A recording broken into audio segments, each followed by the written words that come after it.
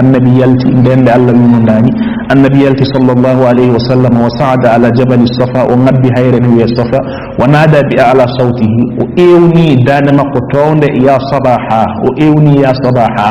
يا صباحا فرتتا ngare wonko wadi wonko kewi ko noddango arabeɓe e nder ko adi l'islam so neɗɗo yi ko hawni ma walla yi ko hulɓini ewno to yimɓe wiye wa sabaha wa kanat sayhatan ma'rufatan ma'lufan gon noddango e gon ewnango ene andano kullama ahassa insanun bi khatari aduwin yughiru ala baladin aw ala qabilatin aw ala ghaflatin minha satini añɓe ngari ene jogori yande wuro ko ngoɗo ewnango ewno tono ɗa mbiya ya sabaha nada ya sabaha falam tataakhar quraish fi talbiyati hadha an-nida ndende quraishiyan ko be nani o mo wiya ya sabaha ngare be dogi be ngari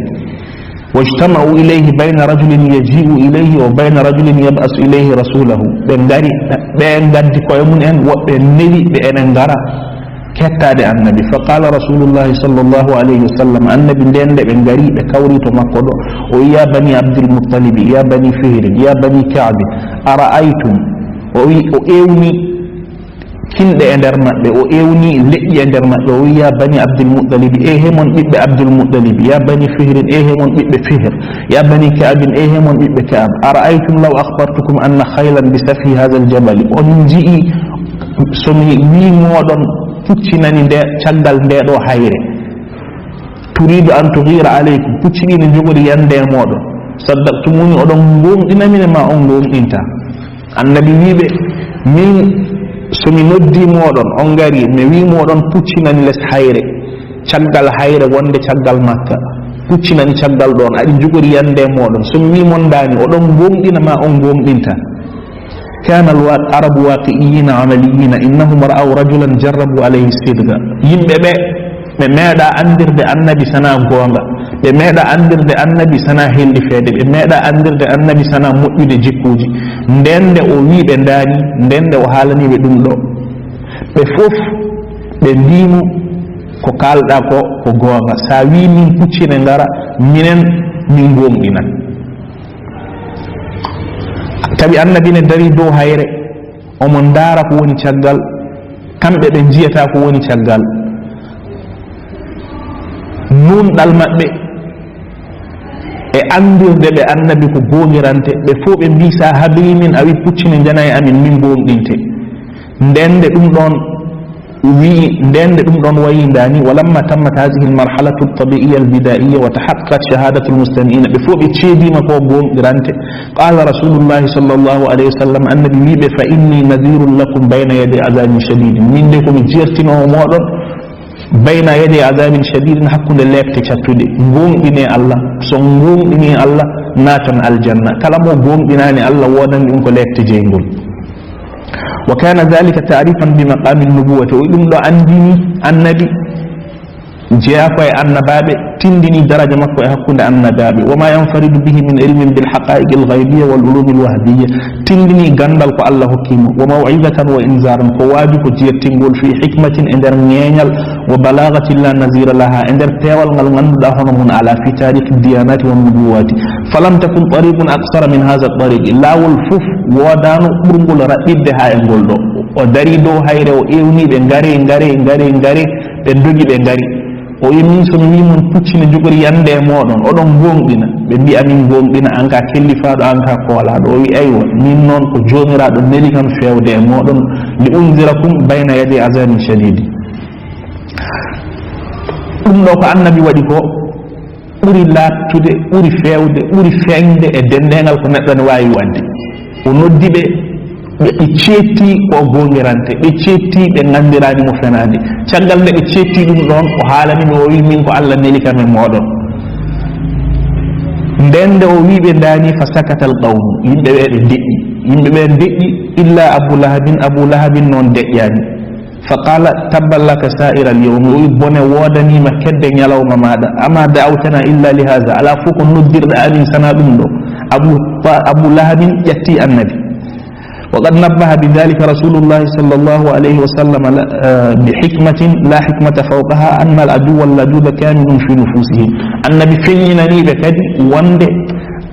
غنيو الله ne hakkunde maɓɓe ngati oɗo feññini kañum ko gaño Allah ko ƴattotoɗo مترصد في بيوته وهو أولى بأن يخافوه أو جميع برهان هلاد ويأخذوا له أدته فالجهل عن خالق هذا الكون ورب العالمين وصفاته وأسمائه الحسنى واللؤلؤ في حبائل الشرك والوثنية وإبادة النفس والشهوات والاسترسال في الأوهام والخرافات وتعدي الحدود وانتهاك الحرمات أكثر نفورا أبو لهب قال إذا كنت تندني بوند غني الله أن سوري يحكون ما بيننا وأعظم خطرا من جيش مترصد أو أولي كونوا بيادنا أرى أو أولي بوند دينون أوي ولما أظهر رسول الله صلى الله عليه وسلم الدعوة للإسلام دين النبي فيني ومنود يم بفاود الإسلام ونكي سود وصدع بالحق وفيني ببوانغا وفيني ببوانغا كما أمره الله ألا يمرمون لم يبعد منه قومه يم بمكم بؤد تاكمه ولم يردوا عليه من جا تاكمه ومنود يم بفاود الله بندكشمه omo nodda yimɓe fewde Allah ɓe kalata haala makko ɓe jantane e makko ɓe kaɓane e makko makkankoɓe cali yantude makko te ɓe kaɓane e makko hatta zakara alihatahum wa abaha ha annabi fuɗɗi haalde allaji maɓɓe ɗi ɓe ndewata ɗi jalamuji maɓɓe ɗi annabi fuɗɗi haalde jalamuji ɗi ene yenna janamuji ɗi falamma faala zalika azamuhu nden nde o waɗi ɗum ɗon ɓe teddini habaru makko wa nakaruhu ɓe jeddi ko haalata ko wa ajmau ala khilafi wa adawatihi ɓe ndendi lurde ga makko ɓe ndendi gañu aɓe ndenda ɓe gañamo ɓe kaɓa e makko wa hadaba ala rasulillahi sallllahu alayhi wa sallam ammuhu abou talibin bappa e mum annabi biyeteɗo abou talibin bamum sayidina ali o yurmi annabi wa mana'ahu renimo haɗi yimɓe ɓe yettade mo وقام دونه دري قامك أنا ولم ومدى رسول الله صلى الله عليه وسلم في دعوته النبي جكي أنا ندين بفعل الله وصدقه بالحق ومفنين أنا بجوابه لا يرده عنه شيء هاي هون حتى تام ند بفعل الله ومدى أبو طالب يحدم عليه أبو طالب أن جكي يرمى دم ويزود عنه أن سوق قامك وأنا فد قامك ودندن المنجودي فلما طال ذلك دند يهي هاجوتي النبي جكي هال جلمودي مبني آيات جبتو دي جلمودي نبي جلمودي نفتا وترلوجي فلما قال ذلك مشى رجال من قريش الى ابي طالب nden dum juutinde yoga e yimbe worbe tedduɓe joom en darajaji jehi to abou talib فقالوا يا أبا طالب من بي إيه أبا طالب إن ابن أخيك قد سب آلهتنا من بي إيه مون أولي يتين جلمودي أمين دي وآب ديننا وأيدني دين أمين وصفح أهلامنا ودايدني حق الله أمين وضلل آباءنا ومجني بابرا بأمين فإما أن تكفه أن ما أحدهم وجاء من وإما أن تخلي بيننا وبينهما نكتدا من مكو فإنك على مثل ما نحن عليه من دين وعقيدة من ما دين من ما دين قوم إن جلموجي فقال لهم أبو طالب قولا رفيقا أبو طالب جاتي بكمبل نبيل وردهم ردا جميلا فانصرفوا عنه بالدتي بنجي جاء النبي جاء أبو طالب بنجي وبنجي وأكثرت قريش ذكر رسول الله صلى الله عليه وسلم قريش ينقوا بكبني حال النبي وحب بعضهم بعضا عليه بمن ورت درد مكو يبنجان مكو ومشوا إلى أبي طالب مرة أخرى بنغرف أبو طالب لا والغنغول بنغرف بابا مكو من عنده دافن نيم وبنغرف من غنغول فقالوا يا أبا طالب إن لك سنا وشرفا بك أن يدك تدل ومنزلة فينا كجم دولة أمين وقد رجوناك أن تنهى ابن أخيك فلم تفعل من جورتنا يا حدي مون غوركو او كونون اوداني فإنا والله لا نصبر أكثر مما صبرنا بي من من ينتامو كودو من مني ko ala shatmi abayina yettade jinnabe amin wa tasfihi ahlamina e daynude haqqillaji amin wa aybi aliyatina e aybinde allaji amin jalamuji amin fa imma an takuffahu anna ma ahadimo ga amin أجيرتنيمو وإما أن ننازله وإياك في ذلك ما من كبأي مكو من كبأي ما حتى يهلك أحد الفريقين ها قوة ميدان حلقو وعزم على أبي طالب فراق قومه وعداوتهم أبو طالب مونة مكو يم أن أن حق أن كبأي مكو تد مكو ولم يدد نفسا بإسلامه رسول الله صلى الله عليه وآله وسلم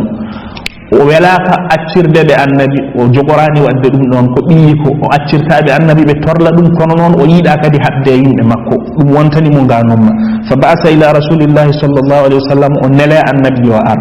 النبي أرند ويا ابن أخي إن قومك قد جاءوني وبي ميم yimɓe maɗa ngare am faqalu li kaza wa kaza yimɓe ngare am ni dani ɓe mbi ko dani ɓe mbi ko nangam aɗa ƴetto jalamuji maɓɓe aɗa yanayi allaji maɓɓe aɗa ɗayiɗina haqqillaji maɓɓe fa abqi alayya wa ala nafsika ɓinguelam e heddu hoorema kedda kam yani o wi rento cuuroɗa mi suuro wala tuhammilni min al amri ma la tudimu ma la udiɗu wala woto addanam komi wawana yimɓeɓe fof mbi kone kaɓa e maɗa ene kaɓa e am nden noon ɓinguelam nangu ɗemgal maɗa jooɗoɗa mbasa haalde ko kalata ko wa danna rasulullahi sallllahu alayhi wa sallam anna aba talibin qad iddaraba fi amrihi nden nde o wini annabi sikki kanko abou talibe ɓernde makko yerni e fiyakuji makko wa dawfa an nusratihi o sikki annabi o sikki abou talibin jogor lo'de ga ballal makko wal qiyami ma'ahu jogorani yantude makko fa qala annabi wi ya ammi e bafaña wallahi mi wondiri allah law wada ushamsa fi yamini so ɓe mbaɗi nangue e junggam ñaamo wal qamara fi yasari ɓe mbaɗi lewru e junggam nano ala an atruka hadha al amra ɓe mbi kañum mi accu ko kalanmi ko mi jogorani accude hatta yuzhirahu llahu ha allah feññina ɗum aw ahlika dunahuma mi halko ga ɗum ɗon ma taraktuhu mi jogorani accude wastabara rasulullahi sallllahu alih wa sallam fa baka annabi wone wayde ne yurmini summa qama o inni falamma walla ndende o runkitima omo yaha nadahu abou talibin abou talib wimo argay fa qala o wi aqbil yabna akhi argay fa aqbala alayhi rasulullahi sallllahu alayhi wa sallam annabi tindi e makko fa qala idhab yabna akhi o wi ya ɓi mawna ɓi miñam fa qul ma ahbabta haal kala ko jiɗɗa fa wallahi la uslimuka li cheyin abadan mi wondiri allah mi accantama hay hunde mi yantane maɗa mi renete mi toppittoma mi daroto ga miɗi walluma ga ande تعظيم قريش للمسلمين ومدى رسول الله صلى الله عليه وسلم يدعو إلى الله النبي يلتي أن نود فيود الله ويئست قريش منه ومن أبي طالب ببتي جاء النبي ببتي جاء أبو طالب ونزل غضبهم على من كان أسلم من أبناء قبائلهم جنون بمي لفتن yimɓe rewɓe makko ɓe lebten ɓe ɗon wa laysa lahum man yamna'uhum yimɓe ɓe ganduɗa ala mone walla ɗumen ɓe jane ɓen ɗon aɓe lebta ɗum fa wasabat kullu qabilatin ala man fihim min almuslimina immi dendegal leñol e dow wonɓe e muɗum e julɓe fa ja'alu yahbisunahum ɓe nangiɓe ɓe uddiɓe wa yu'azzibunahum biddarbi ɓe wona lettirde ɓe piggal wal juu'i ɓe keyɗiniɓe wal adaci ɓe ɗomɗiniɓe wa bi ramda'i makkata ida stadda al harru so yeehi ha nangue wuuli ha no feewi ɓe gaddaɓe ɓe itta comci maɓɓe ɓe lelna ɓe e nangue belama sumɓe وكان بلال الحبشي وقد أسلم يخرجه مولاه أمية بن خلف بلال الحبشي جاء إثيوبي وجدي الله رضي الله عنه خليفة مكة إن ويا أمية بن خلف إن يلتن النوم إذا حميت الظهيرة سنانج ولي سيلتنيم فيطرحه على ظهره في بطحاء مكة نهو الليلنم إندر شاني مكة caagol jaarende bulde lelnamo hen summa ya'muru bis-sakhrati al-'azima adda hayre mawde fatudaw ala sadrihi fawe e dow becce makko summa yaqulu lahu la wallahi la tazalu hakaza hatta tamuta aw takfura bi muhammadin o wiya on a jogorani iwirde ndani sana gona kefero jalta e diine annabi wa ta'budu allata wal uzza ndewa lata ndewa uzza فيقول وهو في ذلك البلاء أحد بلال ونويد الله غوتو ميالتتا دين الإسلام حانمايا وصلى الله وسلم وبارك على سيدنا محمد وآله وصحبه أجمعين الله الله يا ربي الله الله ومن قلبي علت وضح كده من ملها صلى الفجر ولفت مصر وحوالينا الله الله على الأزهر الله الله الله أكبر من الدنيا كمن واكتر لو قلت وصفنا مش حنصفها وكفيها الله الله